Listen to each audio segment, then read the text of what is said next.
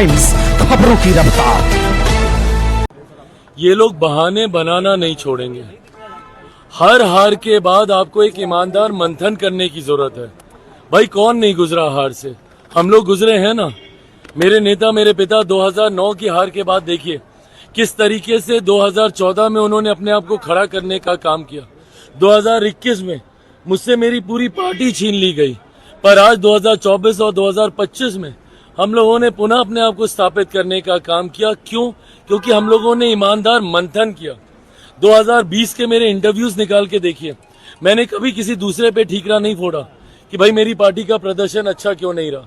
हम लोगों ने ईमानदार मंथन किया कि हम लोगों से कहाँ कमी रह गई, कहाँ चूक हो गई।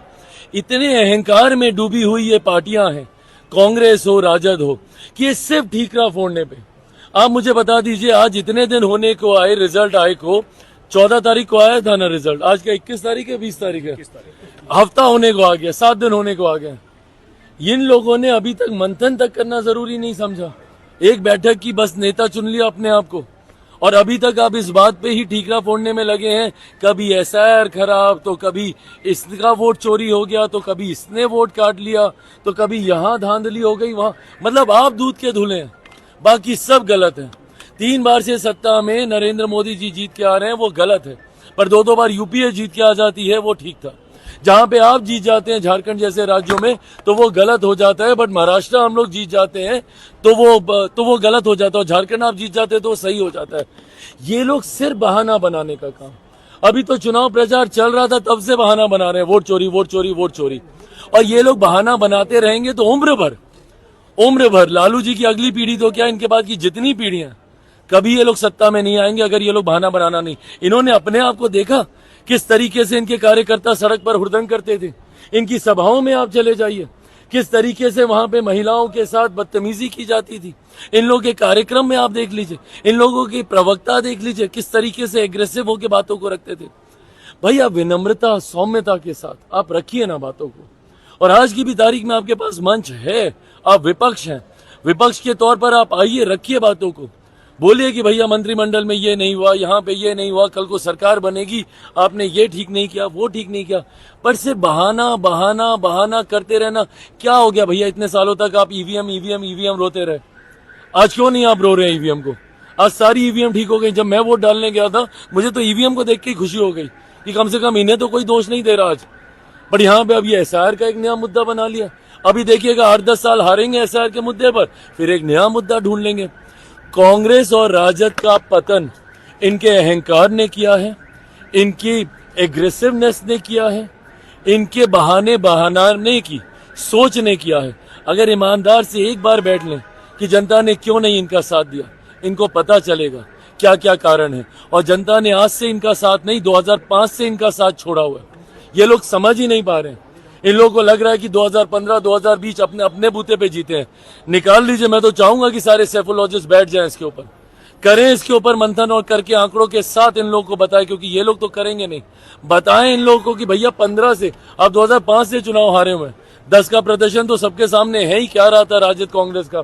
15 में मुख्यमंत्री नीतीश कुमार जी का साथ नहीं मिलता तो 7 जन्म में ये लोग रिवाइव नहीं करते। 2020 में अगर मैं अकेले चुनाव नहीं लड़ता, यूनाइटेड एनडीए रहता, तो इन लोग का इससे भी बुरा प्रदर्शन 20 में रहता। और आज तो ये लोग खाता नहीं खोल पाते। तो ये लोग जो ट्वीट कर रहे हैं ना कि इसकी वजह से हुआ, इसकी वजह से हुआ, एक बार ईमानदारी से बैठेंगे, इनको पता चलेगा कि ये लोग कितनी जगह गलत रहे हैं।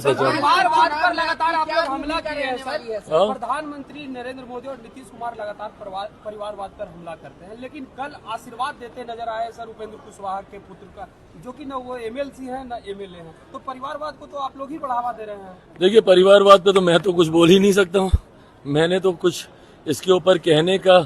बट मैं इतना मैं जरूर मानूंगा, just by the virtue that you outcome of the same system. ऐसे में आप उस व्यवस्था को सुधार नहीं सकते, या उस व्यवस्था में आप एक नई लकीर नहीं खींच सकते। मैं इसको नहीं मानता। जस्ट बिकॉज कि आप एक परिवार से आते हैं इसलिए आपको मौका नहीं दिया जाना चाहिए, मैं इसका भी पक्षधर नहीं हूं। बट हाँ, मैं ये भी जरूर कहूंगा कि अगर आप में काबिलियत नहीं होगी तो आप कितने बड़े परिवार से क्यों नहीं आ जाए, आपका कुछ नहीं होगा। मैं अपना ही उदाहरण बताता हूं ना भाई। 2021 तक परिवारवाद आप मान लीजिए, बट 21 में क्या था मेरे पास? मेरी पार्टी तक, मेरे सिंबल पार्टी सब मुझसे छीन लिया गया था। मुझे मेरे परिवार से घर से बाहर निकाल दिया गया था। अगर आज काबिलियत नहीं होती तो 7 जन्म में चिराग पासवान या पार्टी नहीं खड़ी हो सकती थी। तो ऐसे में किसी बड़े परिवार का होना आपका सौभाग्य हो सकता है, पर आपकी काबिलियत ही आपको आगे लेकर जाएगी। अगर जिसमें काबिलियत होगी वो आगे जाएगा। अगर सिर्फ मापदंड इसका किसी परिवार से ही आना होता तो मुझे लगता है अभी तक जितने पूर्व के राष्ट्रपति प्रधानमंत्री हैं उन सबके बच्चों को कहीं ना कहीं बड़े पदों पर होना चाहिए, पर ऐसा होता नहीं है।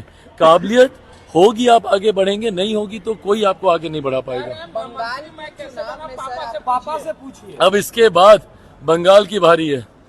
बिहार जीतने के बाद अब हम लोग असम भी जीतने जा रहे हैं, अब हम लोग बंगाल भी जीतने जा रहे हैं, और जितने राज्यों में डाउन साउथ, तमिलनाडु वगैरह सारी जगह आप देखिएगा इस चुनाव के परिणामों की परछाई अब देश भर में आपको देखने को मिलेगी।